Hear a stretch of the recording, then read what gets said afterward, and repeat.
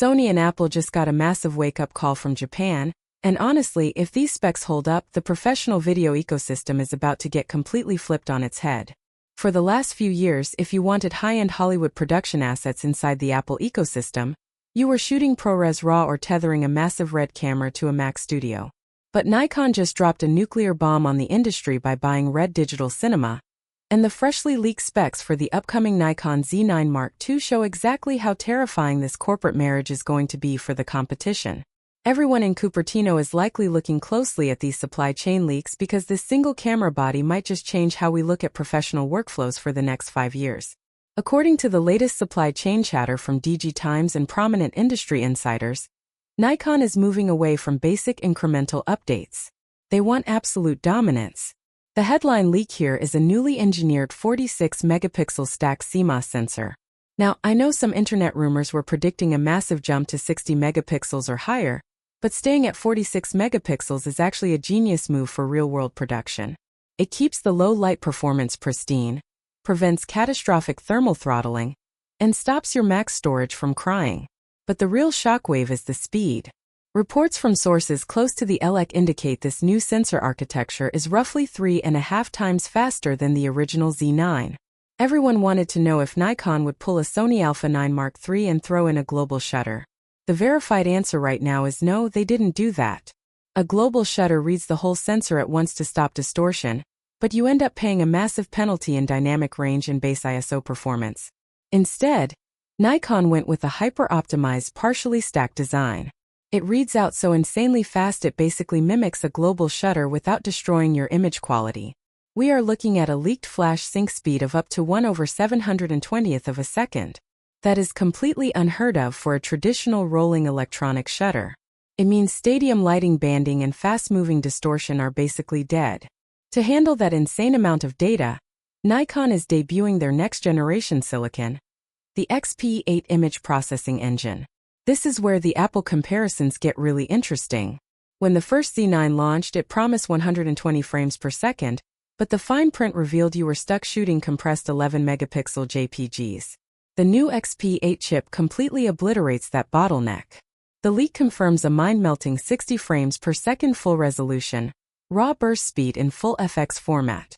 If you drop down into DX crop mode, that spikes to a staggering 120 frames per second in RAW. You are getting uncompromised, massive data files at speeds that feel more like a video file than a burst of stills. I am genuinely curious how even the beefiest M-series Max chips will handle scrubbing through a timeline of these images. So let me know in the comments if your current setup could even open a folder of 60 frame per second RAWs without lagging.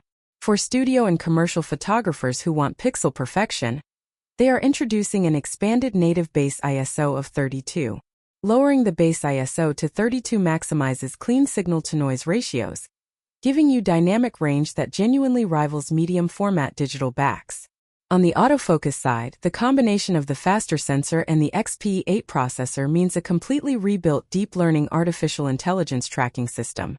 It calculates tracking points at a frequency never seen in a hybrid body, meaning it won't lose a subject behind trees or erratic sports movements. But let's talk about the real reason this leak is causing chaos across the industry, the video capabilities.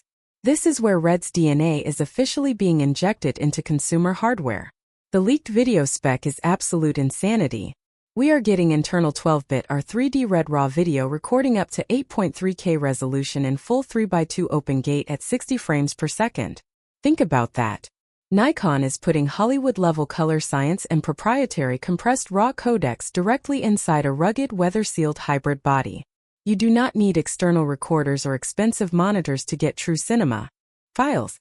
They are also throwing in advanced cinema workflows inherited straight from the RED system, including custom picture controls, advanced log profiles like log 3G10, red-colored focus peaking, and anamorphic D-squeeze options. This basically bridges the gap between a standard mirrorless workflow and a true Hollywood set. Physically, the body keeps the built-like-a-tank integrated vertical grip that pros need to balance giant glass.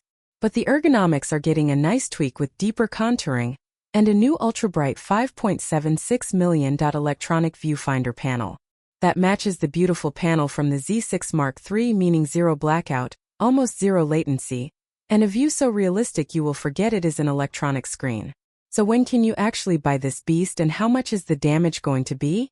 While early speculation hoped for a launch alongside major sporting events this year, supply chain data tracked by analysts like Ross Young indicates that Nikon is taking extra time to iron out the advanced processor integration. The official development announcement is highly anticipated to drop late this year, with physical retail shipping expected around early next year. As for the price, preparing your wallet is going to hurt. Industry experts project the launch price to land right around the $6,000 to $6,500 mark. Now, before you complain about the price or look at it like a massive Apple tax, think about what you are actually getting here. This single camera body essentially replaces a top-tier sports camera and a professional cinema camera setup that used to cost $20,000 easily. For high-earning creators, production houses, and anyone deeply embedded in heavy video editing workflows, it represents an incredible value proposition. Nikon isn't just playing defense anymore.